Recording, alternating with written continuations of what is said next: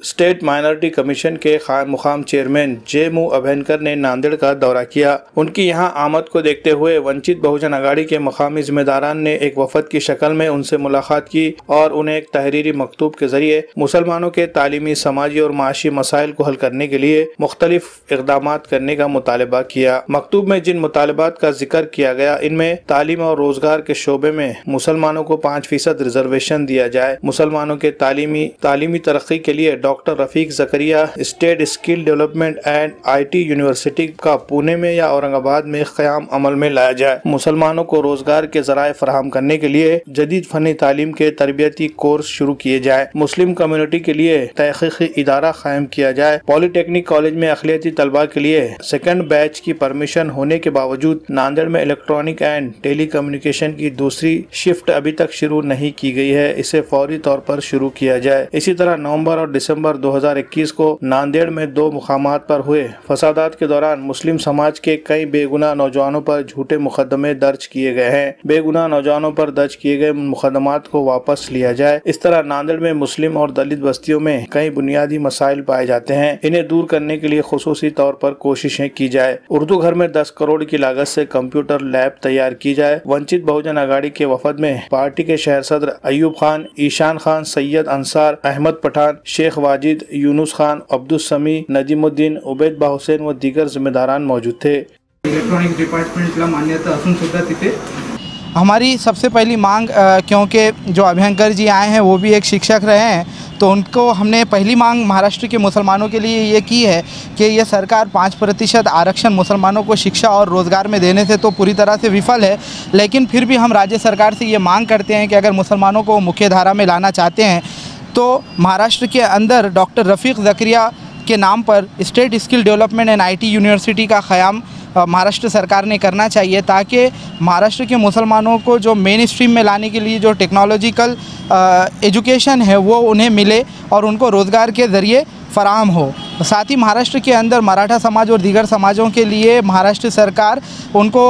Competitive examination के preparation के लिए बार्टी, सारथी, इस तरह के इदारे, इस तरह के इंस्टीट्यूट चला रही है। हमारी महाराष्ट्र सरकार से ये डिमांड हमने आयोग के सामने रखी है कि मुसलमानों पर अन्याय ना करते हुए मुसलमानों के लिए भी डॉक्टर बैरिस्टर अब्दुर्रहमान अंतोले के नाम पर एक रिसर्च इंस्टीट्यूट का क़याम करे, ताकि जो बच्चे मुसाबक़ती एग्ज़ाम की तैयारी कर रहे हैं उनको वहाँ पर तालीम दी जा सके। साथ ही नांदेड़ शहर के मुतालिक कुछ मामलात को हमने आज आयोग के सामने रखा, जिसके अंदर सबसे पहले नांदेड़ की स्वामी रामानंद तीर्थ मराठवाड़ा विद्यापीठ के अंदर हिंदी और मराठी विभाग तो है, लेकिन अभी तक वहाँ पर उर्दू विभाग नहीं है, और नांदेड़ की SRT यूनिवर्सिटी 4 डिस्ट्रिक्ट के अंदर एजुकेशन देने का काम करती है। नांदेड़ शहर के अंदर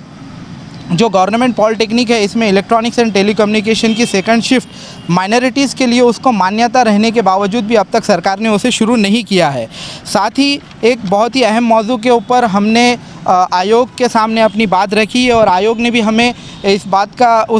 आश्वासन दिया है कि जो नांदेड़ शहर के अंदर हज़रत मोहम्मद मुस्तफ़ा सल्लल्लाहु अलैहि वसल्लम की शान की गुस्ताखी के बाद जो मोर्चा यहाँ पर निकाला गया था, उस मोर्चे के बाद जो हिंसा हुई और उसके बाद जो एक घटना गाड़ीपुरे शहर में हुई, इन दोनों भी घटनाओं में 307 बॉडी ऑफेंस के अंदर IPC सेक्शन 307 के अंदर बहुत सारे बेगुनाह मुस्लिम नौजवानों को सियासी दुश्मनी निकालने के लिए टारगेट किया गया, और आज वो बेगुनाह मुस्लिम नौजवानों का करियर बर्बाद है। सिर्फ उस 60 दिनों के वक्फे में 70 से ज़्यादा बच्चों के ऊपर FIR होती है, और 307 के जैसे गंभीर गुनाह में उनको ज़िम्मेदार ठहराया जाता है, उनकी गिरफ़्तारी होती है, और उसमें बहुत सारे बच्चे तो जुवेनाइल है। तो हमने आयोग के सामने अपनी पिटीशन को आज दाखिल किया है कि हमने ये कहा है आयोग से कि इसकी जांच की जाए, और अगर इसमें कोई निर्दोष बच्चे हैं तो उनके ऊपर के केसेस वापस लिया जाए। और इसके साथ ही नांदेड़ शहर के अंदर जो उर्दू घर है, उर्दू घर को हर साल भीख के तौर पर 15 लाख रुपए दिए जा रहे हैं, जो उसके लिए नाकाबिल है, क्योंकि उर्दू घर एक बहुत बड़ा इदारा है और पूरे मराठवाड़े में क्या महाराष्ट्र में इस तरह के जैसा कोई दूसरा इदारा नहीं है। तो हम हुकूमत महाराष्ट्र से ये डिमांड करते हैं कि हर साल हमें जो ज़िले की बॉडी है DPDC के सामने भीख मांगने की ज़रूरत ना पड़े 15 लाख रुपए, हुकूमत ने उर्दू एकेडमी की तर्ज पर उर्दू घर को हर साल 1 करोड़ रुपए देना चाहिए। और इसी तरह महाराष्ट्र की जो उर्दू एकेडमी है, जो महाराष्ट्र के पूरे मुसलमानों को जिनको उर्दू से निस्बत है उनको रहनुमाई करने का काम करती है, उस उर्दू एकेडमी को महाराष्ट्र सरकार 60 लाख 80 लाख रुपये मार्च के एंड में देती है। हम ये चाह रहे हैं कि हुकूमत ने पूरे महाराष्ट्र के मुसलमानों की कदर करते हुए, उर्दू दान तबके की कदर करते हुए उर्दू एकेडमी के लिए 10 करोड़ रुपया सालाना मुख्तस करना चाहिए और वो साल के शुरुआत में ही एडवांस के तौर पर देना चाहिए। RK banquet hall and guest house Deglur Naka Nanded. जी हाँ, यहाँ पर शादी की तकारीब में आए हुए मेहमानों के क़याम के लिए हैं बेहतरीन इंतजामात। गेस्ट हाउस में आपको मिलेगी तमाम सहूलियात जैसे एसी कुशादा हॉल, एसी रूम,